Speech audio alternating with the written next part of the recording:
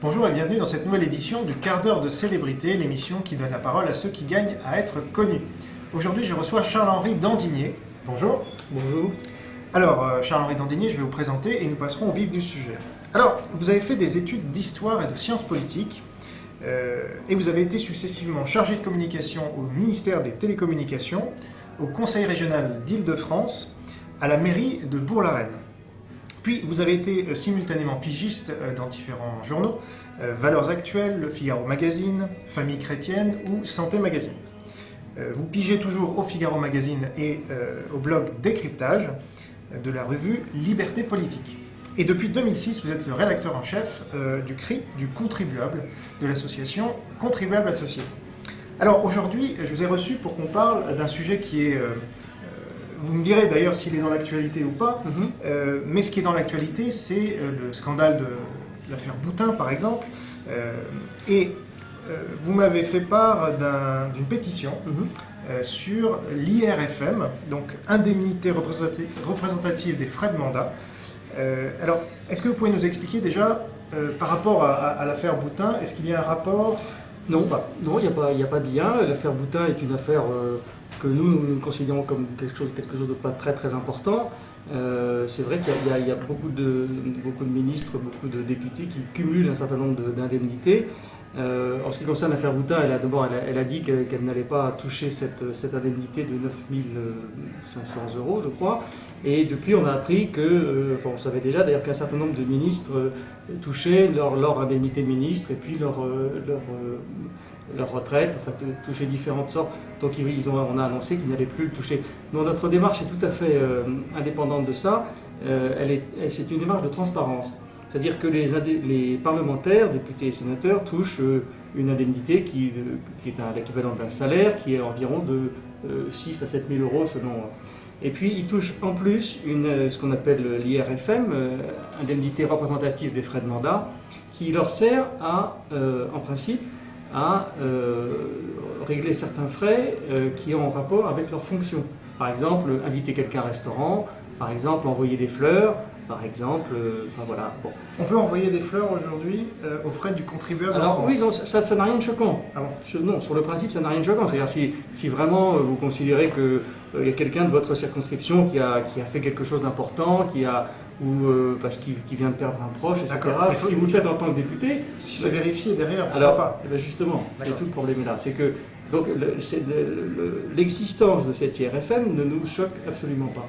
Le problème, c'est que c'est une somme qui est donnée telle quelle aux parlementaires, députés, sénateurs, un peu moins de 6 000 pour les députés, un peu plus pour les sénateurs, et ils en font ce qu'ils veulent. Alors, vous allez me dire, certains sont honnêtes, d'autres pas.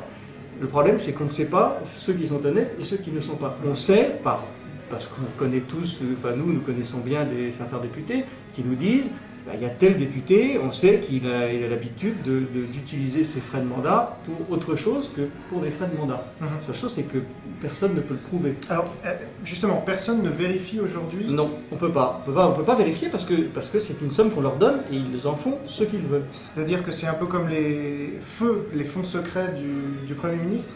Sauf que c'est de l'argent tout à fait officiel. Mais cette somme est utilisée comme bon leur semble. Ce qui a un petit peu déclenché ça chez nous, c'est qu'il y a eu un scandale l'année dernière en Grande-Bretagne, c'était le scandale des notes de frais. Je sais pas si vous en avez j'allais vous en parler justement, parce que ce qui se passe en Grande-Bretagne, on a l'impression que la même chose se passe en France, et pourtant rien ne se passe justement. Rien ne se passera jamais en France, parce qu'en France, il n'y a pas de notes de frais. Ce qui a déclenché ça en Grande-Bretagne, ça c'est intéressant de le savoir, c'est des notes de frais. On s'est rendu compte que certains députés britanniques achetaient des croquettes pour leurs chiens ou des cassettes porno, peu importe d'ailleurs. Mais non, peu importe. En tout cas, ça n'avait rien à voir avec leur... Voilà. Et l'affaire a éclaté parce qu'il y avait des notes de frais. En France, rien ne peut éclater parce qu'il n'y a pas de notes de frais. Donc ce que l'on veut, c'est établir en France, dire c'est tout à fait normal que les députés disposent d'une certaine somme tous les mois, à condition qu'ils disent, tel jour j'ai été à tel restaurant, j'ai invité telle personne, et puis après on vérifie. Et vous ne craignez pas, donc si je comprends bien, vous demandez qu'il y ait des notes de frais. Oui. Mais est-ce que vous ne craignez pas qu'il se passe à l'Assemblée ce qui se passe à peu près dans toutes les entreprises, à savoir que beaucoup de salariés font passer un peu tout et n'importe quoi sur leur Alors, il y a toujours un risque. Le système parfait n'existe pas. Il y a toujours un risque. Ce que l'on voudrait simplement, c'est que limiter au maximum les risques de fraude. Encore une fois, nous ne voulons pas faire peser un soupçon sur les députés. Charles de Courson, député de la Marne, a déclaré récemment il y a des députés, donc c'est lui qui parle, c'est pas moi, il y a des députés qui utilisent leur note de frais pour n'importe quoi, sauf qui n'a rien à voir avec leur mandat. Il va y avoir un scandale et l'Assemblée et la démocratie en sortiront affaiblies. Ce sont ses propres termes. Ouais. Donc, qu'est-ce qui manque pour que ce scandale éclate ? Alors, le scandale ne peut pas éclater puisque justement c'est une note, c'est quelque chose qu'on ordonne. Il faudrait prendre un député sur le fait, mais c'est très difficile. S'il achète quelque chose, comment savoir si c'est avec ses notes de frais, avec son IRFM ou si c'est avec son argent personnel? C'est impossible. Donc c'est ça le scandale en fait, c'est oui, qu'on ne puisse le pas scandale, c'est suivre l'existence de cette non-transparence. Alors nous avons envoyé une pétition. Un certain nombre de nos membres, beaucoup de nos membres l'ont reçu et ils ont envoyé ça à leurs députés en leur disant quelle est votre position. Et les députés leur ont répondu et nous publierons dans le prochain CRI les réponses d'un certain nombre de députés. Ensuite, les membres en question nous ont envoyé les réponses des députés. Ouais. Alors c'est assez intéressant. Ouais. Tous la plupart nous disent cette somme est utile. Ouais. C'est ce que je viens de vous dire, oui, cette somme est utile. On n'a jamais dit qu'elle était inutile. Ce qu'on veut, c'est qu'elle soit transparente. Ouais. La deuxième chose, ils nous disent mais moi je suis transparent, je suis honnête. Alors certains députés, il y en a 3 à ma connaissance, qui ont publié sur leur site internet, René Dauzière par exemple, ils disent voilà, moi voilà quelle a été ma telle dépense tel mois, telle dépense tel mois. Mais pour 3 qui le font, il y en a 574 qui ne le font pas. Ouais. Alors la plupart sont honnêtes, mais nous on voudrait que les 577 soient transparents. Alors justement, vous venez de fêter vos 20 ans à Contribuables Associés, oui. Et moi j'étais présent et j'ai vu pas mal de députés. Oui. Donc est-ce que parmi ces députés qui étaient là, vous avez des soutiens ou est-ce qu'ils restent un peu en retrait? C'est-à-dire qu'un certain nombre nous disent, Courson par exemple, ils nous disent alors moi je suis favorable à la transparence, mais je suis plutôt favorable à une autotransparence, que ce soit au niveau de l'Assemblée que ça se passe. En général, aucun, parce que nous on voudrait que ça soit un texte de loi, aucun pour l'instant, à l'heure où nous parlons, aucun ne souhaite voter notre loi, notre projet de loi. Donc aucun député n'a souhaité jusqu'à présent signer notre proposition de loi. Tous nous disent, en privé, ils disent toujours, vous comprenez, moi si je le fais, je me fais mal voir par tous mes collègues. Vis-à-vis des autres, je ne peux pas le faire. Ouais. Mais alors ce que vous me dites là, moi, quand même me révolte, parce que là je vais parler plus de langue médiatique. Oui. Mais il me semble que cette polémique Boutin a pris immédiatement après que le Canard enchaîné en ait fait état. Et est-ce que le Canard enchaîné a fait état de cette histoire des IRFM? Non, parce que c'est le contribuable associé, que Canard enchaîné et contribuable associé, c'est pas tout à fait la même boutique. Donc oui. Ça, il faudrait poser la question au Canard enchaîné. Oui. Et puis Christine Boutin, c'est pour le Canard enchaîné, c'est un gibier particulièrement intéressant. C'est Boutin, elle est catholique, elle est anti-pax, enfin elle a tout ce qu'il faut pour qu'on lui tape dessus. Donc là, toute la presse a embrayé comme un seul homme. C'est ça, c'est-à-dire que la presse aujourd'hui semble réagir beaucoup plus facilement c'est vrai qu'elle était membre du gouvernement, mais enfin elle ne l'est plus.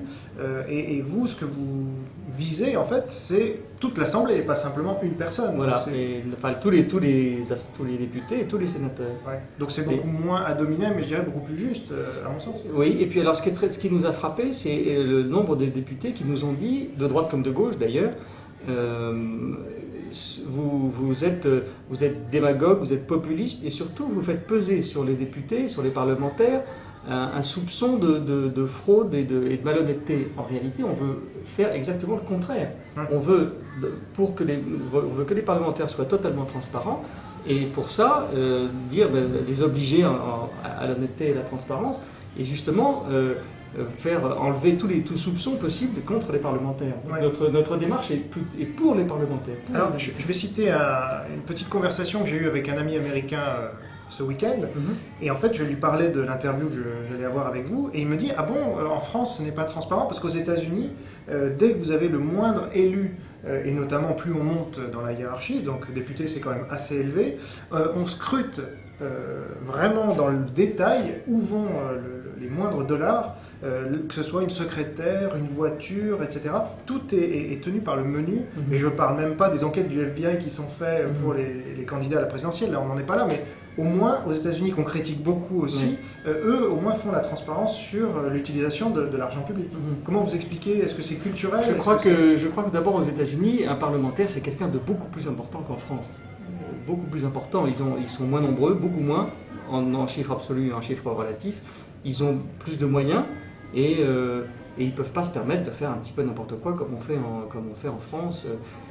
Et oui, je crois qu'en effet c'est culturel. Et puis alors immédiatement les députés appuient sur le bouton démagogie populiste comme si c'était une espèce d'argument tout terrain. Dès qu'on les met un tout petit peu en cause, ils essaient de faire croire qu'ils sont attaqués. En réalité, on les attaque pas, on les défendrait plutôt contre eux-mêmes. C'est ça. Mais moi j'aurais tendance à dire que c'est plutôt le rôle de la presse, là, de faire son travail de contre-pouvoir. Justement, on ne peut pas demander non plus aux députés de se tirer une balle dans le pied, entre guillemets, même si c'est pour faire plus de transparence. Moi je me rends compte plutôt qu'il y a une omerta qui pèse sur cette histoire, qui existe depuis combien de temps, tiens, les IRFM? Ah bah, l'IRFM existe depuis toujours. Enfin, ça existe depuis je ne peux pas vous dire combien de temps ça fait, mais enfin, ça existe depuis toujours. Et en fait, nous avons levé ce lièvre il y a 2 mois, c'est tout, enfin 1 mois et demi, c'est tout récent. Personne n'en avait parlé? Non. D'accord. Non, ça n'intéresse personne.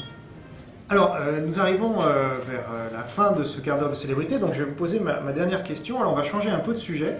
On va parler des retraites qui sont dans l'actualité. À Contribuables Associés, qu'est-ce que vous avez fait pour les retraites, pour ce débat sur les retraites? Alors on organise comme toujours des débats, des colloques, des pétitions, des articles dans le Cri du contribuable sur cette question très très importante des retraites parce que c'est vraiment l'avenir de millions de Français qui est en jeu. Ce qu'on constate, c'est que malheureusement la réformette qu'on vient de nous pondre n'est pas du tout à la hauteur des enjeux. C'est-à-dire que on nous avait dit il n'y aura pas de tabou.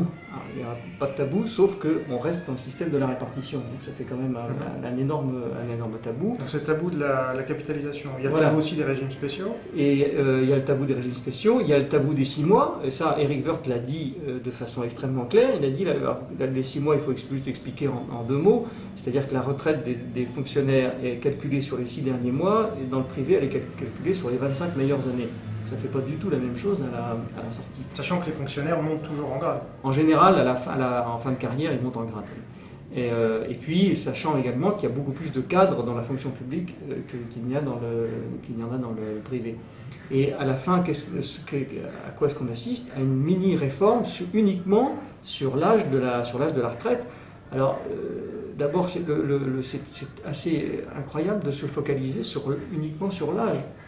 Un État qui décide de façon unilatérale, vous partirez en retraite à 62 ans, c'est comme s'il disait, vous commencerez à travailler à 22 ans. Qu'est-ce que ça veut dire de commencer à travailler à tel âge? La Suède a pris comme principe de pouvoir choisir l'âge auquel on part à la retraite. C'est-à-dire qu'il y a un plancher à 60 ans, un plafond à 67, et entre les deux, selon ce que vous voulez toucher, vous partez quand vous voulez. Si vous voulez toucher beaucoup, vous partez tard. Si vous voulez toucher moins, enfin, si vous voulez partir plus tôt, vous toucherez moins. Ça s'appelle la neutralité actuarielle. C'est un actuaire qui vous dira, bah voilà, si vous voulez toucher tant, vous partez à 63 ans et demi. C'est à chacun de décider. C'est pas à l'État de décider tout ça. Mais en même temps, est-ce qu'il ne faut pas se réjouir que ce ne soit pas Martine Aubry qui soit au pouvoir, puisqu'elle, elle voulait carrément que ce soit à 60 ans. Oui. Ça reste. Entre ce que dit Martine Aubry et ce qu'elle ferait si elle était au pouvoir, il y a peut-être une nuance. Là, comme elle n'est pas au pouvoir, elle peut toujours raconter tout ce qu'elle veut.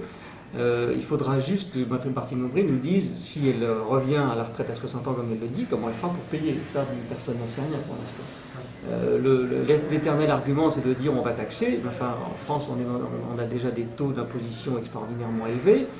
Tous les jours, il y a des gens riches, soit des héritiers, soit des entrepreneurs qui partent à l'étranger pour pouvoir respirer un petit peu fiscalement. Et ces gens-là, ça fait de l'argent en moins pour Ouais. pour Et en les même temps, impôts, pour le la France. bouclier fiscal n'a pas fait revenir beaucoup de riches, en l'occurrence. Non, parce que les gens sont habitués, il y a une insécurité fiscale, ça c'est ce qu'on ne dit jamais, qui règne en France, c'est-à-dire que les gens sont trop habitués à ce que les règles du jeu changent, les gens ont besoin d'une certaine visibilité, on n'est pas du tout sûr que la droite repasse dans 2 ans, on n'est pas du tout sûr que le bouclier fiscal continue, parce qu'il est déjà plein de trous. Est-ce que le gouvernement ne va pas rajouter des impôts? Ils en ont déjà rajouté une vingtaine depuis qu'ils sont au pouvoir. Et là, ils sont en train de concocter un nouvel impôt pour justement, à cause de cette réforme des retraites qui n'est pas faite. Donc, comme on n'a pas assez d'argent, on va taxer un petit peu plus les hauts revenus. Donc, les hauts revenus en France se sentent pas dans un univers fiscal très sûr. Et du coup, ils ont tendance, ils reviennent, soit ils partent, soit quand ils sont partis, ils n'ont pas envie de revenir. Très bien, ce sera le mot de la fin du quart d'heure de célébrité de Charles-Henri Dandigné. Merci beaucoup d'avoir accepté notre invitation. Merci à vous d'avoir suivi cette émission jusqu'à son terme. N'oubliez pas que la liberté d'expression ne vaut que si elle est partagée par tous. Et à bientôt pour une prochaine émission. Au revoir.